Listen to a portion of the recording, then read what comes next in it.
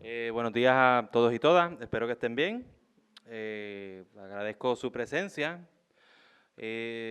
Continuamos con este ciclo de seminarios interdisciplinarios para estudiantes del Departamento de Humanidades de esta facultad.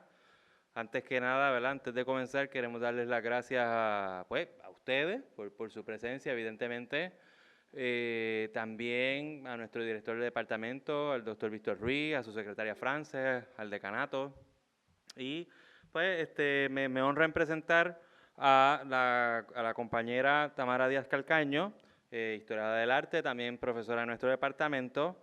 La profesora, pues, para que sepan, ¿verdad? Suele dar los cursos de UMA 33, el compendio de Grecia y Roma, 3101, ¿verdad? La antigua Grecia, por si están buscando, ¿verdad? Para matrícula. Y 3025, arte, museos y otros espacios. Está bien, espero haberlo dicho bien. Sí, la compañera pues es especialista en la pintura de Francisco Oller, o sea que tenemos una eminencia en arte que en nuestro país. Así que pues le damos la bienvenida y saben que nada, al final, bueno, yo más adelante, a medida que avance la conferencia, voy a pegar el código QR para que, ¿verdad? Para que se anoten, sobre todo mis estudiantes, para darle la puntuación de bono. Y si al final tienen alguna pregunta a la profesora, siéntanse la libertad, pues, claro, de presentarla. Así que sin más preámbulos, demos la bienvenida a la profesora.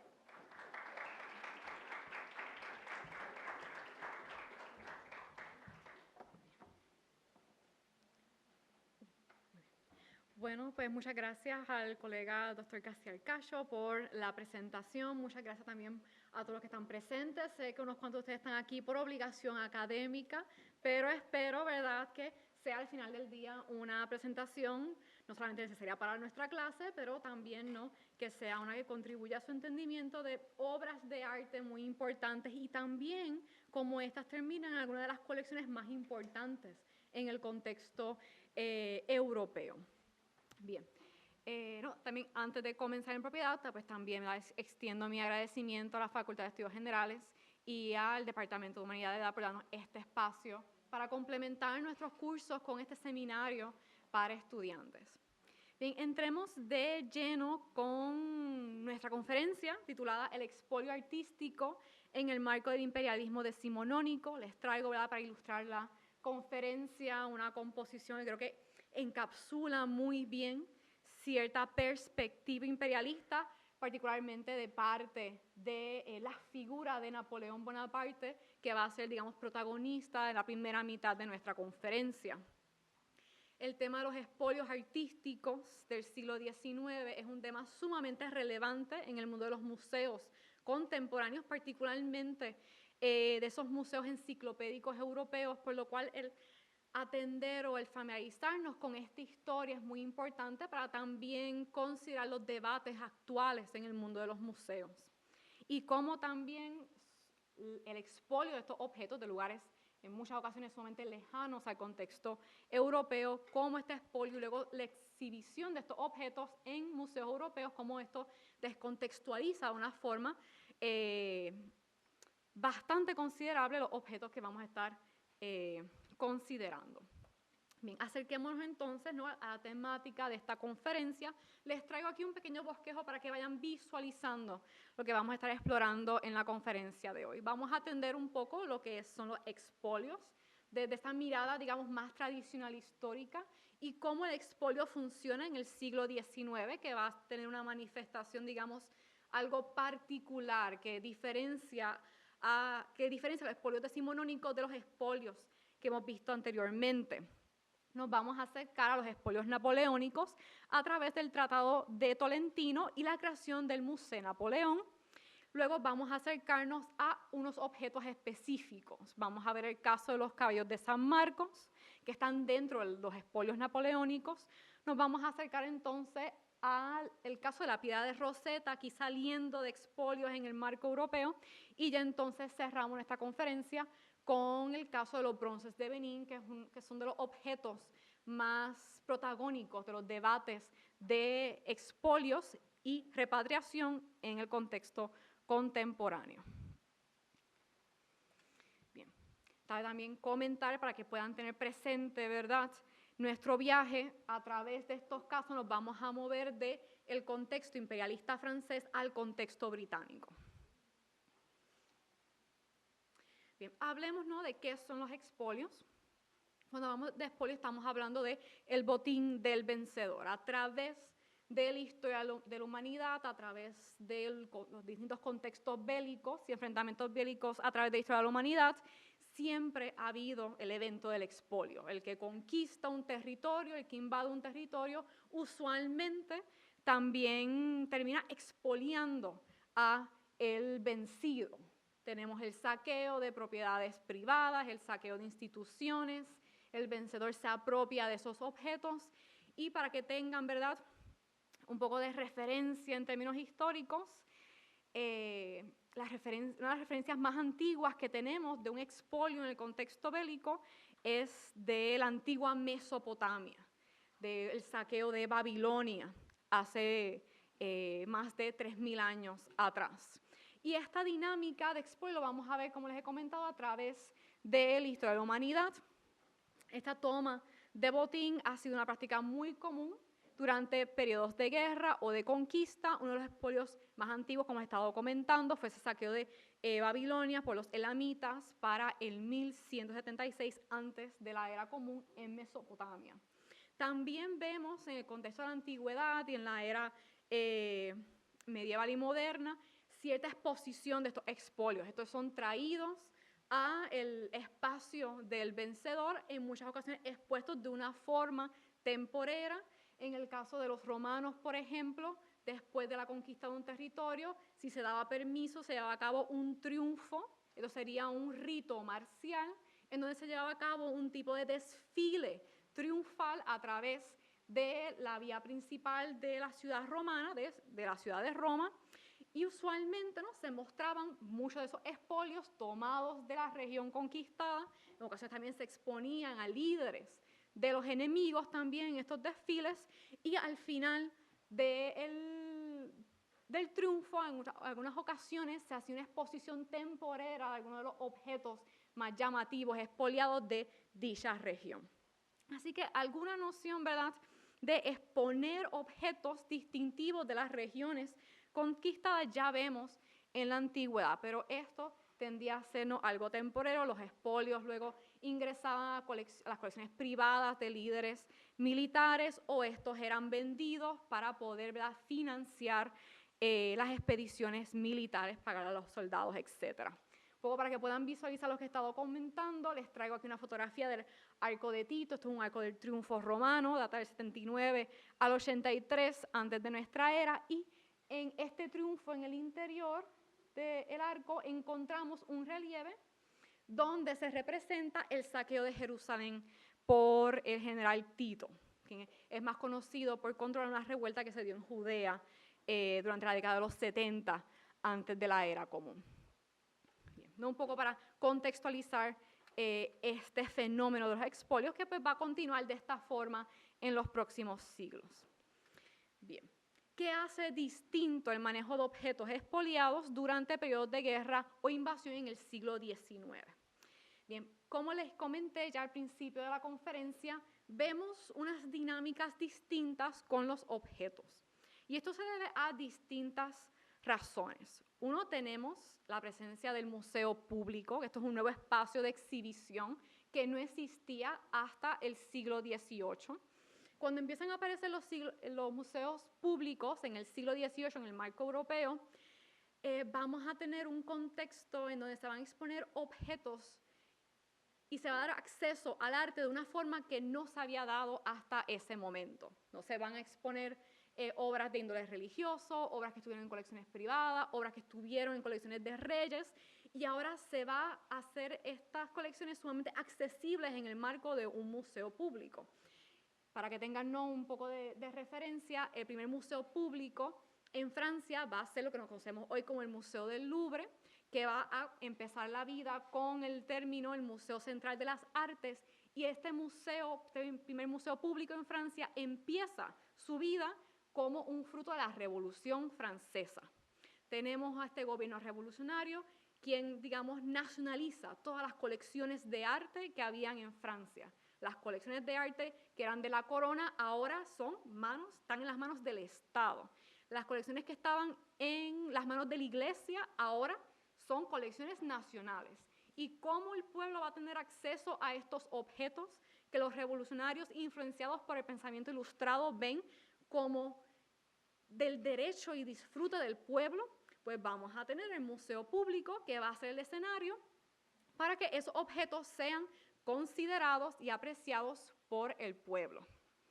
El museo público a través del siglo XVIII y del siglo XIX va a también tener una función en muchas ocasiones de museo nacional, donde los museos van a exponer objetos y obras de arte que ellos van a presentar al pueblo, al público, como una manifestación de la historia de la nación. Así que también habrá un discurso político en la exhibición de estos objetos.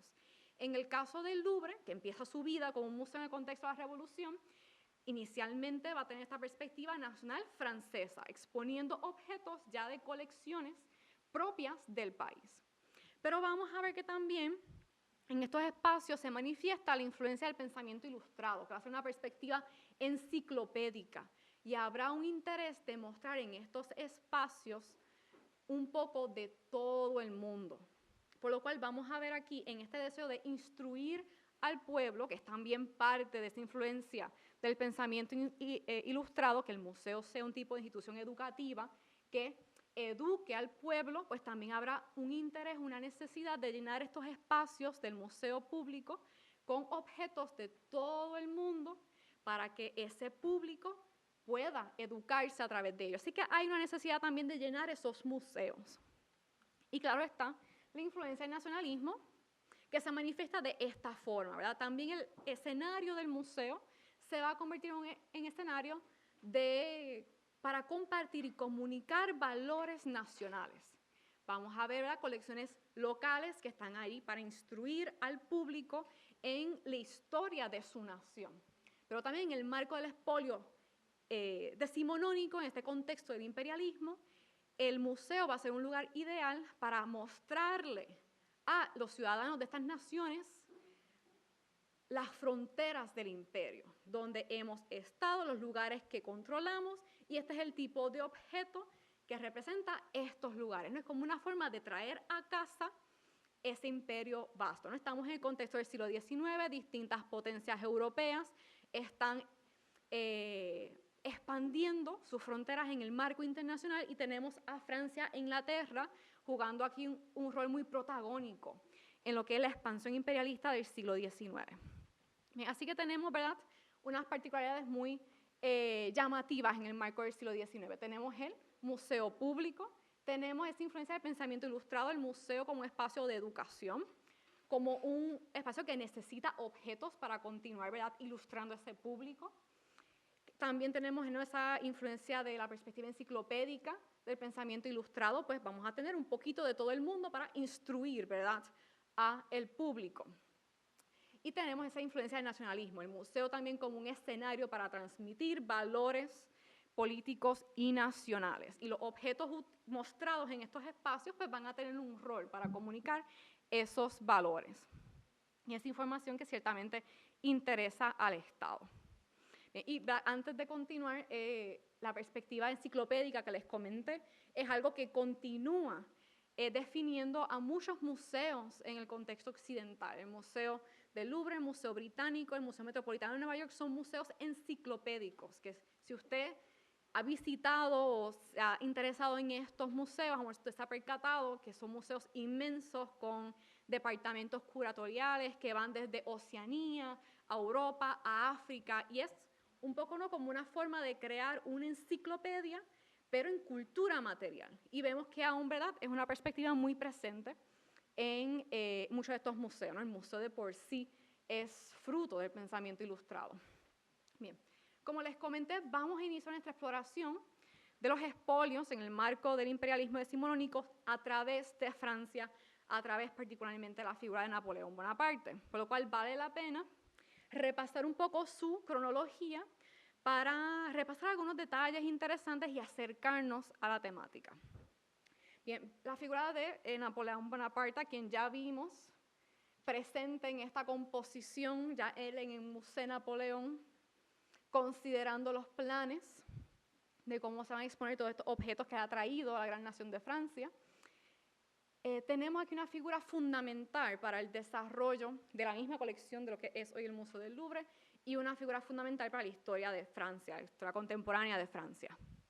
Aparece en la escena en torno al 1785 al 95, donde vemos el desarrollo de la carrera militar de este personaje. Llega durante este periodo a rango de general y se convierte en consejero militar para el gobierno del directorio. El directorio es como esta última manifestación del gobierno revolucionario para el final del siglo XVIII.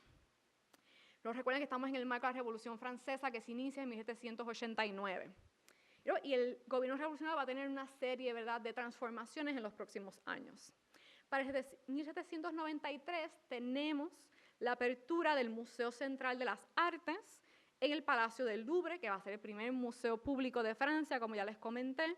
En el 1796 al 97 tenemos la campaña en Italia, donde vamos a tener al general Bonaparte con un rol protagónico. Y esta campaña en Italia, que termina en el 97, culmina con el Tratado de Tolentino, que estipula las condiciones de rendimiento de los estados papales. Y esto es importante porque una de las condiciones de este rendimiento es la entrega de obras de arte a el ejército francés. De 1798 al 99 tenemos la campaña de Egipto con el general Bonaparte también liderando el esfuerzo. Los franceses van a perder ante los británicos en el 99, pero van a llevar a cabo una serie de expediciones arqueológicas muy interesantes que nos van a traer algunos de los objetos que nos interesan. Ese año, 1799, Napoleón Bonaparte lidera un golpe de Estado y establece el consulado, y él también se establece como primer cónsul, y aquí empieza en propiedad lo que va a ser, digamos, el régimen, digamos, de Napoleón Bonaparte.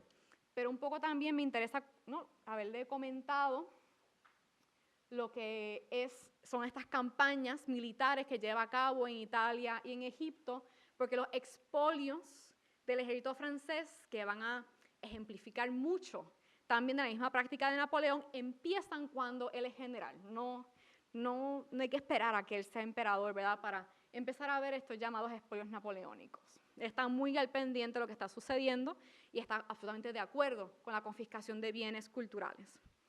En 1800 tenemos la segunda campaña en Italia, otra oportunidad para tomar más objetos. 1803 tenemos al Louvre, ese Museo Central de las Artes, convirtiéndose en el Museo Napoleón. Este es el momento en el que oficialmente este museo se convierte en un escenario político importante para Bonaparte, quien en 1804 se convierte en emperador con una ceremonia en la Catedral de Notre Dame. Tenemos a un Bonaparte que tiene un equipo muy consciente de la importancia de lo visual, de las imágenes, del uso de las imágenes para una función propagandista, y son muy sagaces también en la selección de estos espacios. Ciertamente, ¿no?, la Catedral de Notre Dame ya tiene en el siglo XIX una connotación nacional importante, por lo cual no es casualidad que su coronación haya sido en la Catedral de Notre Dame. De 1805 al 10 tenemos el periodo de expansión imperial napoleónica en Europa. Aquí pueden apreciar un mapa de ese imperio napoleónico hacia 1811. 1812 la campaña fallida pero muy famosa contra Rusia. 1814, 1815 tenemos invasión a Francia por las potencias enemigas de Napoleón Bonaparte, sufre una gran derrota en Waterloo, es exiliado, vuelve en 1815, es derrotado y luego vemos ese año su exilio definitivo a la isla de Santa Elena en el Atlántico, donde va a permanecer hasta su muerte en 1821. Un pequeño recuento para refrescar nuestras referencias de este individuo. Pero vamos entonces a adentrarnos a lo que son estos expolios napoleónicos. O sea, ya sabemos que tenemos unas campañas muy importantes en el contexto italiano, y una de las más llamativas va a ser el expolio de los estados papales. Bien, ya sabemos que se inician las campañas militares con Napoleón Bonaparte como general del 1795 al 99, antes de convertirse en primer cónsul. Vamos a ver desde el 1794 expolios importantes por parte del ejército francés en Francia, Países Bajos y Bélgica. Vamos a ver expolio no organizado ya sucediendo en el contexto europeo para el 1794, pero va a ser después de los expolios en Bélgica que se va a dar un esfuerzo organizado, donde aquí hay un interés en tomar objetos de forma organizada. Se va a ir desarrollando esta idea de liberar estas obras de arte para sacarlas de estos sitios que no saben cuidarlas, para traerlas a París y presentárselas, ya estas obras liberadas, a los ciudadanos libres de Francia. Vamos a ver que para 1794 se va forjando todo un discurso de que el expolio es algo justificado, porque estos objetos van a ser ahora disfrutados por el pueblo, por un pueblo libre, y por ende cuando expoliamos, liberamos estos objetos. Y esta ya empieza a cuajarse en esta justificación en 1794 con esa invasión en Bélgica. Tenemos la primera campaña italiana que se caracteriza por la inclusión de obras de arte y otros objetos en tratados de paz, por ejemplo, el Tratado de Tolentino. Esto es otra de las particularidades del expolio en el contexto del siglo XIX.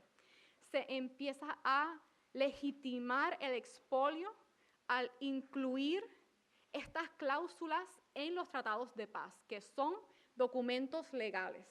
Y esto es una forma de legitimar la práctica del expolio y no tener que atender reclamos de devolución de objetos.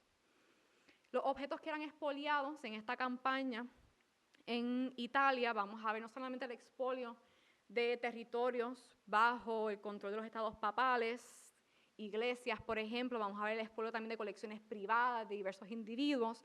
Todos estos objetos estaban destinados al Museo del Louvre, se estaban todos almacenando en Roma para luego entonces de forma organizada poder llevárselos a París.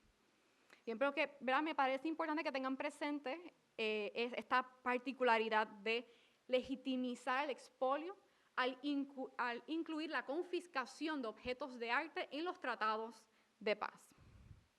Bien, y nos vamos a acercar entonces un poco al Tratado de Tolentino para que puedan visualizar esto un poco mejor. El Tratado de Tolentino se firmó en 1797. Este va a ser el tratado de paz entre Francia y los estados papales. El Papa Pío VI cede sus territorios en Romaña, accede a un pago multimillonario y a la confiscación de obras de arte en el Vaticano y otros territorios papales para evitar la incursión militar y violenta de las tropas francesas a Roma. Lo que van a hacer los franceses es un poco rodear gran parte de la ciudad y le van a presentar esta opción al Papa. No invadimos si cumplimos con estas condiciones. El Papa Pío VI va a acceder a estas condiciones que les he comentado y entre estas condiciones tenemos la confiscación de importantes obras de arte en el Vaticano. En la lista que se le pide al Vaticano tenemos la entrega de 100 obras de arte, unos 500 manuscritos incunables de la biblioteca, pero también se incluye toda una lista de objetos que estaban en otros territorios bajo el control papal como Ravenna, Rimini, Perugia y Loreto. Y vamos a ver que tratados similares van a empezar a surgir también en otros estados italianos, según estos se van enfrentando a los franceses y van rindiéndose poco a poco. Vamos a ver algo similar sucediendo con Venecia. Bien. Así que vamos viendo, ¿no?, una manifestación muy organizada de estos expolios. No solamente se incluye la confiscación de los tratados, pero luego tenemos la presencia de listas de obras específicas que los derrotados tienen que entregarle a los franceses.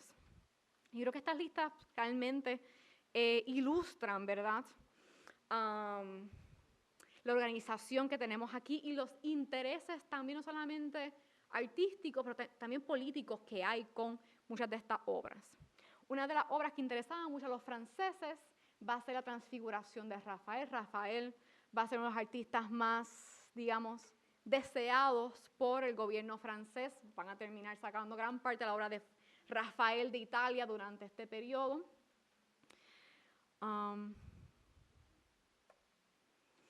y les traigo aquí esta cita, que es tomada del armisticio de Bolonia, firmado el 23 de julio de 1796, que va a servir como una base para el Tratado de Tolentino, para que puedan visualizar lo que les estoy comentando, la especificación de las obras que tienen que entregarse. Este es el artículo 8 del armisticio de Bolonia, que lee de la siguiente forma. El Papa entregará a la República Francesa 100 cuadros, bustos, jarrones o estatuas a elección de los comisionados que serán enviados a Roma, entre cuyos artículos se incluirá particularmente el busto de bronce de Junio Bruto y el mármol de Marco Bruto, los dos colocados en el Capitolino y 500 manuscritos a la elección de los mismos comisionados.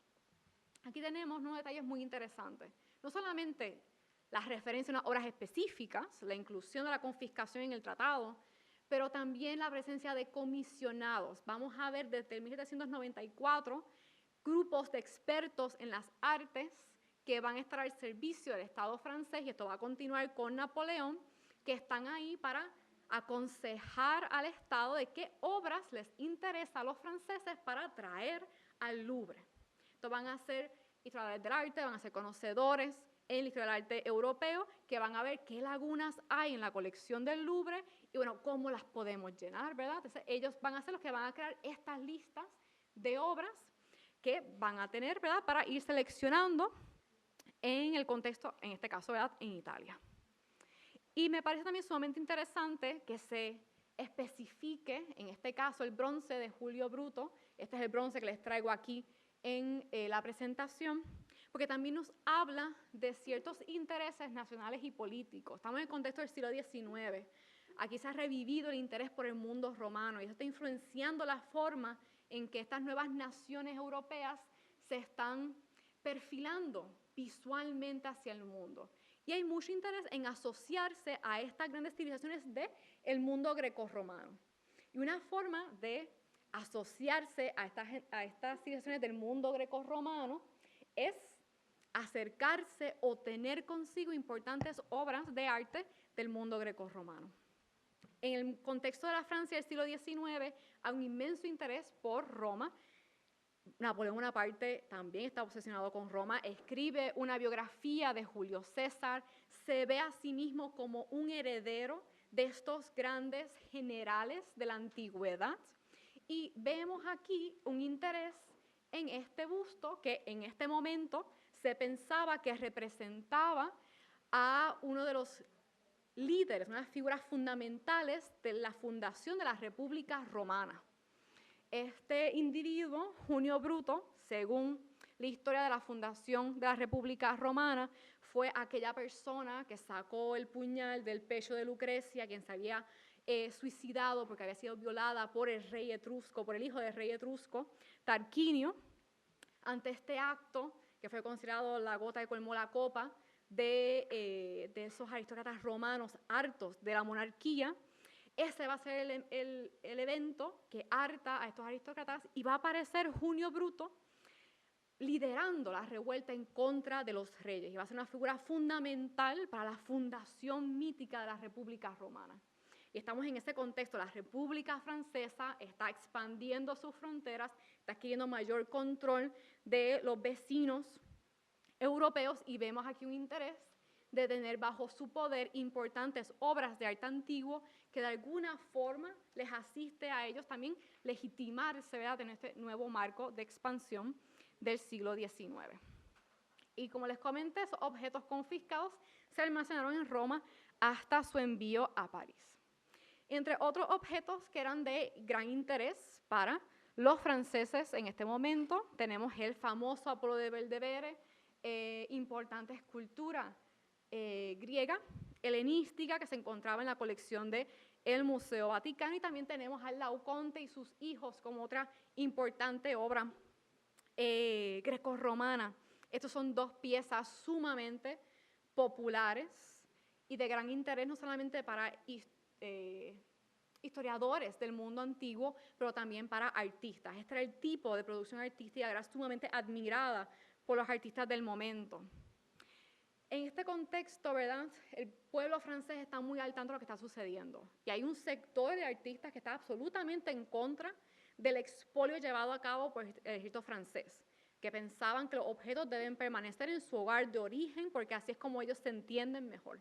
Pero tenemos todo un gran círculo de artistas y profesionales que dicen, excelente, que todo esto llegue a París, que llegue a casa, porque de esta forma el pueblo francés se va a poder instruir de la misma forma que los romanos se instruyeron y se civilizaron con el estudio de la cultura griega. Así que también están buscando asimilarse a Roma de esta forma.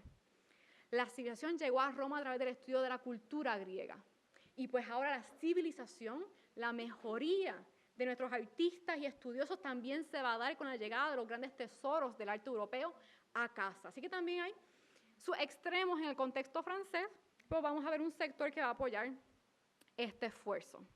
Y de nuevo estamos en este contexto del neoclasicismo, interés por el mundo greco-romano, hay mucho interés por este tipo de obra que estamos considerando.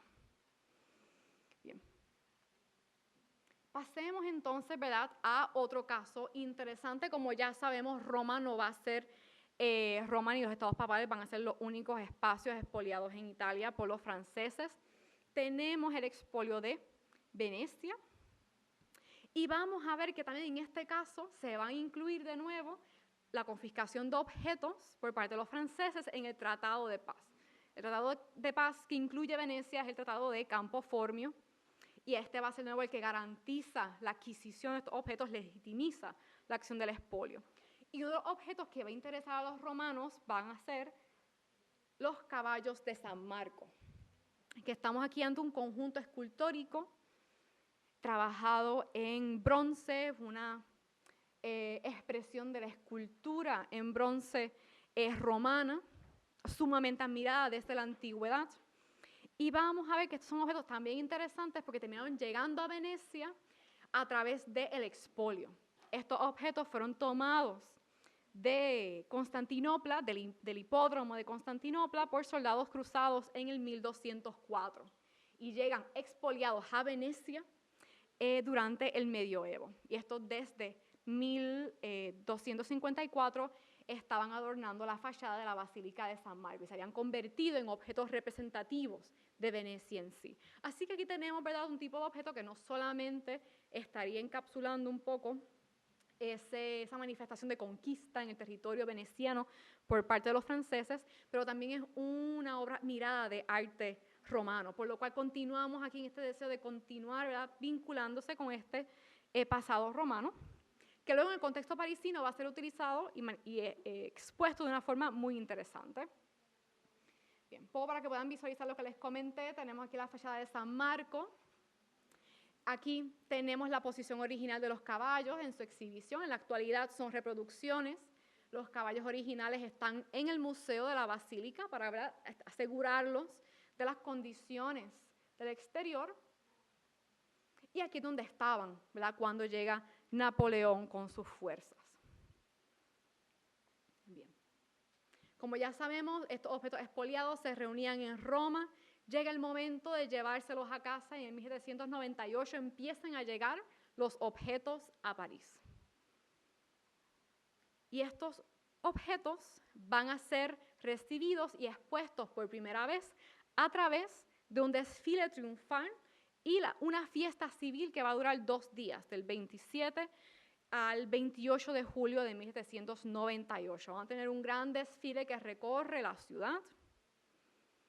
Se van a pasear los objetos principalmente en cajas, pero para al menos ilustrar un poco el contenido de las cajas que están llegando a París, se abre la caja donde estaban los caballos de San Marco y ese va a ser el único objeto, la única obra de arte que se va a poder apreciar durante el desfile. Así que los caballos de San Marcos actuaron aquí como representativos de todas las grandes obras de arte que se habían tomado de Francia. El desfile estaba encabezado por una pancarta que leía algo así, leo la traducción: Grecia los cedió, Roma los perdió, su destino ha cambiado 2 veces, no volverá a cambiar. Así que nos se hacen esta referencia que todas estas grandes obras de arte de la antigüedad, pasaron por sus procesos históricos, claro está, pero ahora están en las manos de quienes realmente, ¿verdad?, se merecen tener estos objetos. Entiéndase, la República Francesa.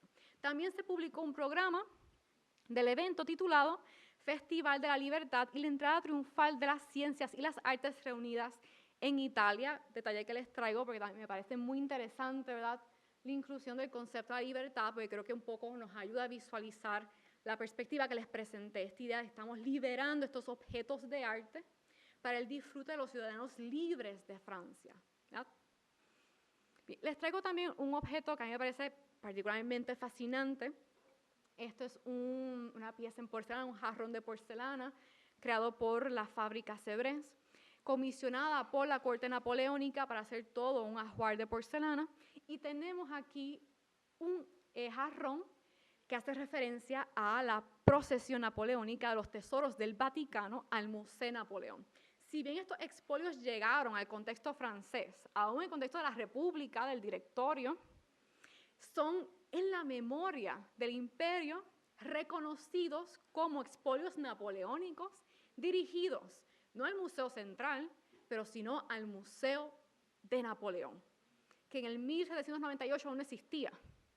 El Museo Napoleón va a ser el nombre del Museo Central a partir de 1803, pero en la memoria estamos hablando de unos expolios ya asociados con Napoleón. Y tenemos todo un friso interesantísimo que dramatiza este desfile. Y como ya sabemos, ¿no?, como les comenté, la mayoría de los objetos estaban todos en cajas, no hay nada tan dramático como lo que tenemos en pantalla, pero, ¿verdad?, parte de lo que es la libertad artística de un objeto como este, tenemos ese desfile donde se presenta el Laoconte, la Venus Púdica, otra pieza importante de la colección del Vaticano, y claro está, el Apolo de Belvedere y referencias a todos esos libros tomados de la biblioteca del Vaticano. Es realmente en un jarrón triunfal. Bueno, para que puedan apreciar. Y quiero también mostrarles, para que puedan visualizar un poco mejor, esos caballos de San Marcos estuvieron un periodo almacenados, pero luego, en 1808, cuando se termina el Arco del Triunfo que tenemos aquí, este Arco del Triunfo de Carrusel en el Jardín de las Tullerías, ese Arco del Triunfo, que es un edificio, es una estructura que tiene origen en el contexto romano, es un tipo de estructura que en el contexto romano conmemoraba los triunfos de los generales. Esta misma estructura es adoptada por Napoleón. Él va a mandar a construir también arcos de triunfo. Aquí tenemos el Arco del Triunfo en el Jardín de las Tullerías. Se termina la construcción en 1808 y los caballos de San Marcos son colocados en el tope del Arco del Triunfo, coronando este Arco del Triunfo. Entonces, esto es una pintura muy posterior, pero que está representando un desfile triunfal asociado con Napoleón Bonaparte, unas festividades vinculadas con el Imperio Napoleón celebradas en 1810, pero es una muy buena referencia para poder visualizar mejor cómo se dio esa exhibición de los caballos de San Marcos. De nuevo, no pueden apreciar, ¿verdad?, cómo se están utilizando estos objetos, ¿verdad?, para poder comunicar importantes mensajes políticos de la corte napoleónica. Bien. Y para que puedan, ¿verdad?, apreciar un poco más lo que les he comentado en el ámbito del museo, como ya sabemos, en 1803 se cambia el nombre del Museo Central de las Artes, se procede a conocerse como el Museo Napoleón y se va a convertir literalmente en un escenario de la política napoleónica. Va a ser en este lugar donde se presentan todos estos expolios que representan las expediciones militares de Napoleón Bonaparte.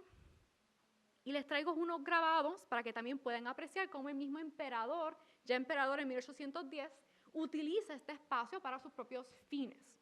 Les traigo aquí unos grabados de su boda y procesión matrimonial en 1810, su boda con quien sería su segunda esposa, María Luisa de Austria, duquesa de Parma, ya el divorciado de Josefina. Y esta es una procesión que se va a dar en el Museo Napoleón. Y como pueden apreciar, tenemos aquí al emperador y su nueva esposa paseando por la galería principal del Museo Napoleón, acompañados de toda su corte, sus invitados internacionales, mostrando, ¿verdad?, su imperio a través de las obras de arte expuestas en el Museo Napoleón. Y a lo mejor pueden ya identificar justo en el centro de esta composición la presencia protagónica de la Transfiguración por Rafael, una de esas obras codiciadas por los franceses en esa primera campaña italiana, tomada del Vaticano. La tenemos a ella básicamente dominando esa composición. ¿No? La Transfiguración en parte no era tan conocida y popular porque se considera la última gran obra de Rafael antes de su muerte. Bien. Pasemos del contexto europeo al contexto más internacional. Los expolios en Egipto, algo que vamos a explorar particularmente a través de la piedra de Rosetta. Como ya sabemos, de 1798 al 99 tenemos la campaña egipcia impulsada por el conflicto con Inglaterra. Bonaparte deseaba interrumpir o dificultar la relación entre Inglaterra e India. Así que se inicia este conflicto en la región. Además de llegar con un ejército de unos 500.000 soldados, Bonaparte también llevó unos 160 artistas, arqueólogos, científicos e ingenieros a estudiar el país. En agosto de 1798 se va a fundar el Instituto de Egipto en Cairo, fundado por los franceses para el estudio del país, y esto va a ser un importante centro para estudios arqueológicos. Y vamos a ver que en este periodo, aunque corto, se van a dar importantes descubrimientos arqueológicos por expertos y soldados franceses. Aquí realmente es el inicio de la egiptología, como es no el estudio particularmente del Egipto antiguo. Así que aquí no solamente hay un interés, ¿verdad?, de interrumpir relaciones geopolíticas, de incrementar la influencia de Francia en la región, pero también vamos a ver que hay un interés intelectual en la región egipcia. Quieren saber qué hay allí, cuáles son los recursos naturales, los recursos históricos, artísticos, y tenemos entonces la presencia de todos estos artistas, arqueólogos y científicos que van a estar trabajando particularmente en torno al Instituto de Egipto, que va a ser muy influyente en la práctica arqueológica en el próximo siglo. Y va a ser en este contexto que se da el descubrimiento de un objeto sumamente famoso que seguramente conocen o al menos han escuchado, que es la piedra de Rosetta. En 1798 tenemos el descubrimiento de una estela tolemaica, conocida en la actualidad como la piedra de Rosetta, ¿no?, muy famosa por tener el mismo texto en 3 tipos de escrituras, jeroglíficos, egipcios, egipcio demótico, la lengua vernacular del antiguo Egipto, y el mismo texto en griego. Y la piedra de Rosetta es muy famosa porque Champollion en el siglo XIX va a terminar descifrando cómo leer los jeroglíficos egipcios estudiando esta piedra. De ahí, ¿verdad?, su importancia posterior. En 1799, Bonaparte deja Egipto, va a ser derrotado por los ingleses, pero deja algunas tropas y el Instituto de Egipto, bajo los franceses, continúa en funcionamiento. En 1801 tenemos la derrota final de los franceses por los británicos en Egipto y estos últimos inician su invasión del país. Los británicos van a confiscar objetos, estudios y archivos del Instituto Egipto, incluyendo varios de los descubrimientos arqueológicos realizados por los franceses, y van a utilizar lo mismo que han estado utilizando los franceses hasta este momento para la confiscación de bienes culturales. Van a incluir la confiscación de estos objetos arqueológicos en el Tratado de Alejandría, que va a ser tratado de paz entre los egipcios, entre los británicos y los franceses al final de este conflicto. Y así es como la piedra de Rosetta termina en donde la podemos encontrar en la actualidad, que es el Museo Británico. Así que va a ser un objeto como doblemente expoliado. Primero lo descubren los franceses, va a estar bajo su control en el contexto egipcio, tenemos este suceso con los británicos y así es como los británicos terminan con la piedra de Rosetta y muchos otros objetos encontrados por franceses en este periodo.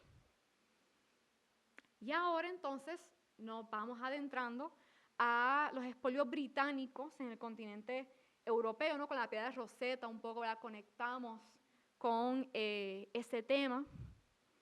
Les traigo aquí un mapa para que puedan visualizar el Imperio Británico para 1898, de una fecha que nos va interesando para esta última porción de la conferencia. Estamos, ¿verdad? Cuando hablamos del Imperio Británico en el siglo XIX, estamos hablando de la potencia colonial más importante de este periodo y que va a tener una influencia sumamente palpable en la historia de la inmensa mayoría de estos países que vemos en rojo en el mapa, hasta adentrado el siglo XX. Gran parte de la independencia de muchos de estos territorios va a empezar a llegar en las décadas de los 1950, 1960, que puedan visualizar, ¿verdad?, también lo fresco de los efectos del Imperio británico. Esto lo comento porque cuando hablamos de los debates de expolios y repatriación en la actualidad, la mayoría de estos debates se centran en el contexto británico, y esto en gran parte porque son eventos sumamente cercanos, muy recientes. Bien, continuemos, familiarizándonos con los expolios británicos en el continente africano. Para 1802 los británicos salen de Egipto después de firmar el Tratado de Amiens. Así que no, ellos están allí un periodo, después que sacan a los franceses, se llevan un par de obras importantes, van a mantener bastante control sobre el Instituto de Egipto, que va a continuar funcionando, pero salen de la región para 1802. Vamos a ver que ese interés expansionista por África incrementa a través del siglo. Tras el fin de la trata esclavista transatlántica para 1807, el interés se movió a la explotación de los recursos naturales y minerales del continente, ¿no? Se los comento para que puedan visualizar o entender mejor cómo es que es en el siglo XIX que la presencia colonial europea en África realmente se extiende y se manifiesta. Vamos a empezar a ver más asentamientos europeos en las costas y estos luego poco a poco irán creciendo. Bien. Para 1880 a 1900, Inglaterra ya ejercía un control de un 30% del continente, y este va a ser el periodo de mayor expansión de control colonial de Inglaterra en África, logrando para el fin de siglo ocupar o controlar parcialmente las regiones actuales de Egipto, Kenia, Sudán y Somalia. Vamos a ver a los egiptos a los británicos, tomando control de Egipto hacia el final del siglo XIX. Les traigo también, ¿no?, en este slide otra imagen de uno de estos expolios que se llevaron los británicos que habían descubierto los franceses, que es el famoso coloso de Ramsés II. Nos adentramos ya al final del siglo XIX porque en 1897 tenemos la invasión británica del Reino de Benín. Y esto es lo que nos va a llevar entonces al último caso de expolio de la conferencia de hoy, que va a ser el expolio de los bronces del Palacio de Benín. Para 1896, Gran Bretaña tenía un protectorado en lo que es la costa occidental, gran parte de la costa occidental del continente africano, gran parte de la costa de lo que es hoy Nigeria caía dentro de ese protectorado, y vamos a ver que para 1896 hay un interés de controlar más el comercio con el Reino de Benín. El Reino de Benín hasta este momento era un reino independiente africano, llevaba siglos teniendo relaciones comerciales, primero con los portugueses y luego con los británicos. En los últimos años la tensión entre los ingleses y el Reino de Benín había estado en aumento, porque en años recientes se había firmado un tratado comercial. El Oba, el rey de Benín, firmó este tratado, pero no estaba realmente siguiendo las condiciones de ese tratado. El rey quería mantener el control mayor del comercio con su país, que era principalmente el comercio del aceite de palma.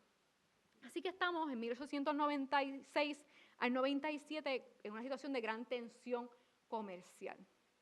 Los ingleses dicen, Benín cae bajo el protectorado, por lo cual debemos tener más influencia sobre el tratado comercial.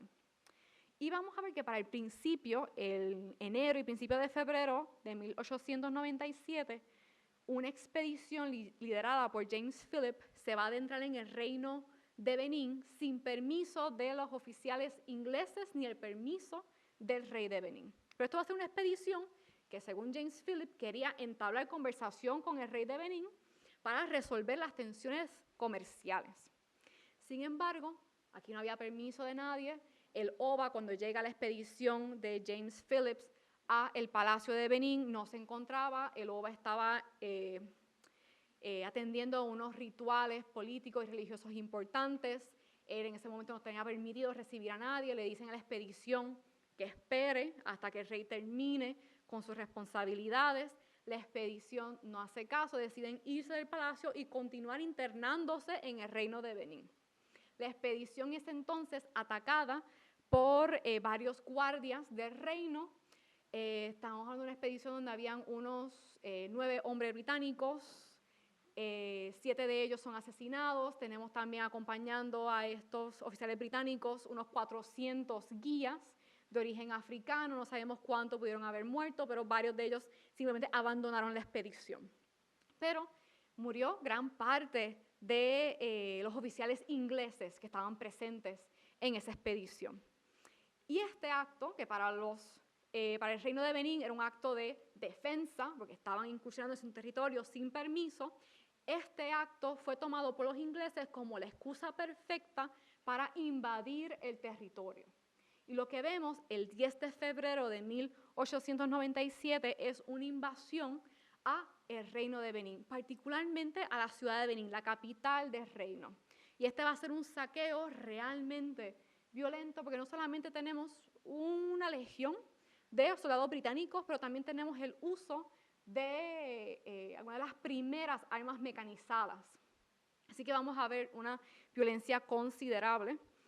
Y desde la perspectiva histórica, pues se considera que fue una acción militar desproporcionada por lo que había sucedido.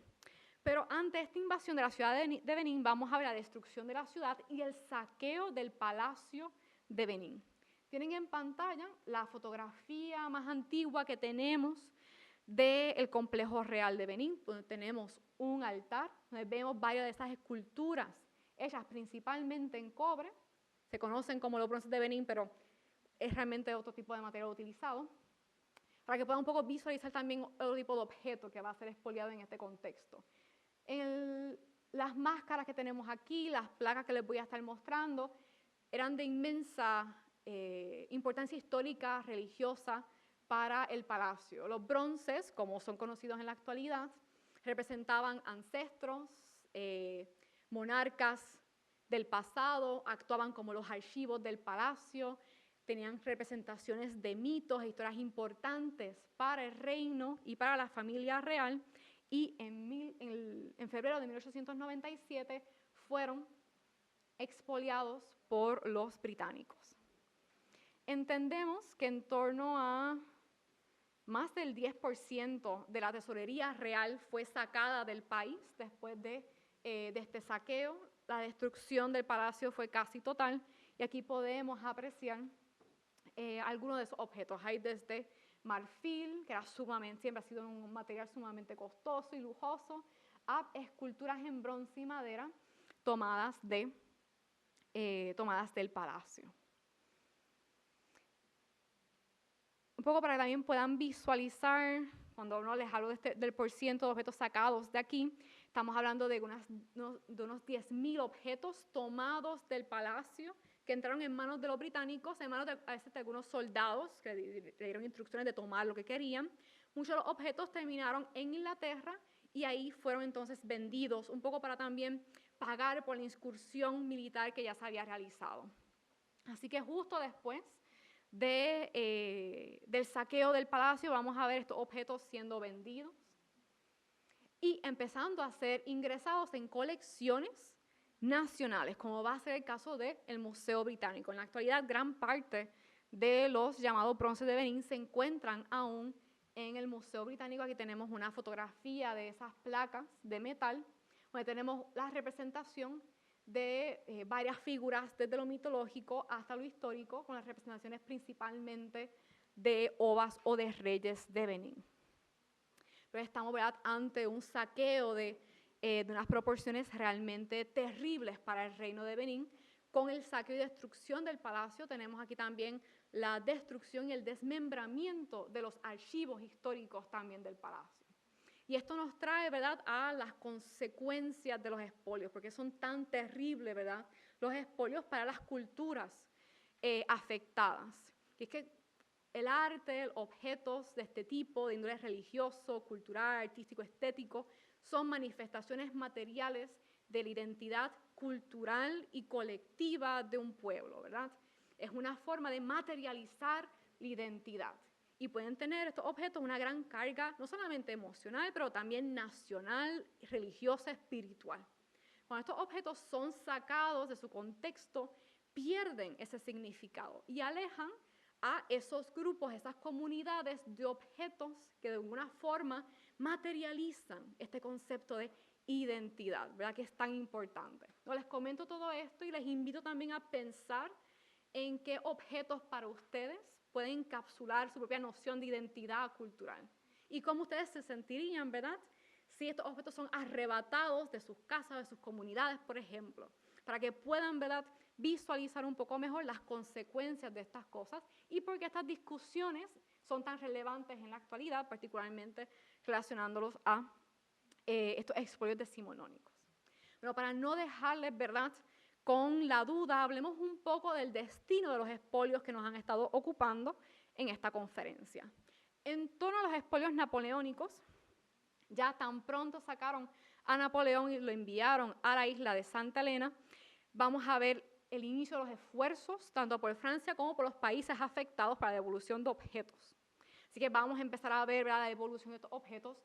No siempre va a ser la cosa más amigable del mundo, pero se va a dar la devolución de importantes objetos. Los caballeros de San Marcos regresan a la Basílica este mismo año y vamos a ver que los estados papales van a contratar van a comisionar, a pedirle al escultor Antonio Canova para que lidere el esfuerzo de repatriación de importantes piezas de la colección del Vaticano y que éstas regresen a los estados papales. Y les traigo aquí una interesante composición donde tenemos aquí a Antonio Canova, el escultor, que fue enviado a París para pedir de regreso muchos objetos, presentando todas estas grandes obras de arte al Papa Pío VII que tenemos aquí. Es como una llegada muy triunfal, ¿verdad?, de todos estos objetos.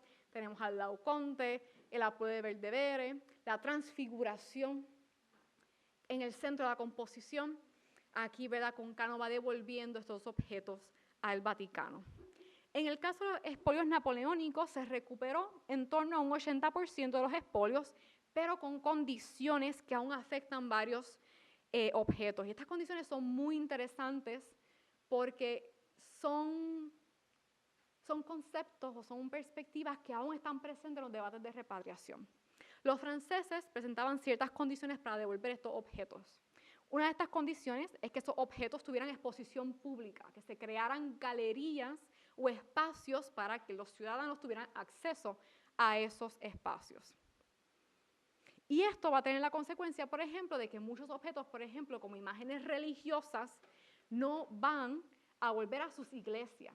Van a terminar en museos públicos, separando esas imágenes de su función original como imágenes religiosas. También vamos a tener otras condiciones, como por ejemplo, la negación de entregar obras de arte que los franceses consideraban como muy delicadas en estado de conservación como para ser devueltas. Y muchas de esas obras van a permanecer hasta el sol de hoy en Francia, porque los franceses no quisieron devolver esas piezas, aparentemente, porque estaban en una condición de conservación demasiado delicadas como para dar el viaje a Italia. Y esto es un argumento que continúa presente en el debate de repatriación. Tenemos museos occidentales negándose a repatriar un objeto porque dicen que su condición es demasiado delicada como para viajar a su país de origen. Bien. Y como también tenemos algunas que se quedan por acuerdo, algunos acuerdos pues son un poco extensos, pero también algunas que pues se quedan en Francia, como es el caso de la boda de Caná por Paolo Veronese, que fue tomada de un monasterio en Venecia y que se quedó en el Louvre, aparentemente porque estaba en un estado de conservación muy delicado, y los franceses dieron como trueque una pintura de Charles Lebrun, un pintor académico, pintor de cámara de Luis XIV. Bien. Pero pues muchas de estas piezas aún se encuentran tanto en el Louvre como en muchos otros museos franceses. En el caso de expolios europeos en África, esto, como ya les he comentado, es un debate sumamente relevante. La piedra de Rosetta y la mayoría de los bronces de Benín continúan fuera de sus países de orígenes. Egipto ha solicitado el regreso a la piedra de Rosetta tan reciente como 2022. Posiblemente ya han leído noticias sobre esto, pero el Museo Británico es bastante famoso por negarse a atender estas solicitudes de repatriación, afincándose también sobre leyes más contemporáneas en donde se prohíbe el sacar objetos de colecciones nacionales británicas. Ellos se amparan también en lo legal para no tener que atender esto. La solución en muchas ocasiones por parte del Museo Británico es prestar las piezas, pero no es una devolución concreta. Bien, los bronces de Benín son objetos en constante solicitud de repatriación, al igual, ¿verdad?, que con la piedra de Rosetta, el Museo Británico pues, no ha respondido mucho a estas solicitudes. Esfuerzos de repatriación de objetos tomados de África en era colonial han tomado impulso en la última década y vemos, ¿no?, en el contexto nacional a Francia liderando los esfuerzos ya con programas institucionales de catalogar las colecciones nacionales, identificar objetos sacados de África y tener un catálogo y un andamiaje para responder a las solicitudes de repatriación. No es un sistema perfecto, pero es un esfuerzo llamativo que puede servir de ejemplo para proyectos nacionales para otros países europeos. Y usualmente ese tipo de proyectos, o sea, a nivel de un museo privado o a nivel del programa de Francia, estos funcionan a partir de solicitudes. El país afectado tiene que solicitar un objeto, por lo cual no va a ser necesariamente de Francia el devolverlo. Es un proceso, ¿no?, que tiene que partir de una solicitud formal. Bien. En el caso de la repatriación o devolución de objetos, tenemos a individuos e instituciones como museos y universidades occidentales que han empezado a devolver los objetos. Obviamente, individuos privados y universidades pues tienen mayor control, digamos, de sus colecciones que un museo nacional, por lo cual pues están más, ¿verdad?, tienen, digamos, mayor flexibilidad para poder devolver las cosas con mayor prontitud. Aquí les traigo una imagen de una entrega oficial de 2 bronces expoliados por los británicos y se entregaron a la Alta Comisión Nigeriana en octubre de 2021 y los bronces devueltos provenían de la Universidad de Aberdeen en Escocia y Cambridge University's Jesus College. Así que vemos algunas instituciones que están poco a poco devolviendo las cosas, individuos también lideran los esfuerzos de repatriación, pero ciertamente aún hay mucho que hacer. Y un poco para que también puedan visualizar un poco lo que he estado contando, algunas repatriaciones algo más frecuentes. Así que el esfuerzo estamos viendo, ¿verdad?, un retorno de estos objetos a sus lugares de orígenes, pero no es algo exactamente fácil. A veces son conversaciones llenas de muchísima tensión porque, como ya les comenté, muchos de estos museos occidentales están presentando o están respondiendo a las peticiones de repatriación con sus propias condiciones, de que estos objetos si son devueltos, que sean colocados en un museo para el disfrute del público, que se les conserve de tal forma, que siempre se les garantice acceso, ¿verdad?, a la gente que quiera estudiarlos. Pero no, esto dificulta ciertamente las negociaciones, porque tenemos, ¿no?, una perspectiva que podemos leer como uno paternalista al final del día, donde tenemos, ¿no?, a estos individuos dando condiciones para devolver algo que ellos reconocen que no es suyo. Pero vamos viendo, ¿verdad?, ciertamente, ¿no?, ciertos aires cambiantes en torno al tema, pero continúa siendo unos debates llenos de muchísima tensión y de inmensa relevancia al mundo de los museos. Bien. Muchas gracias por su atención.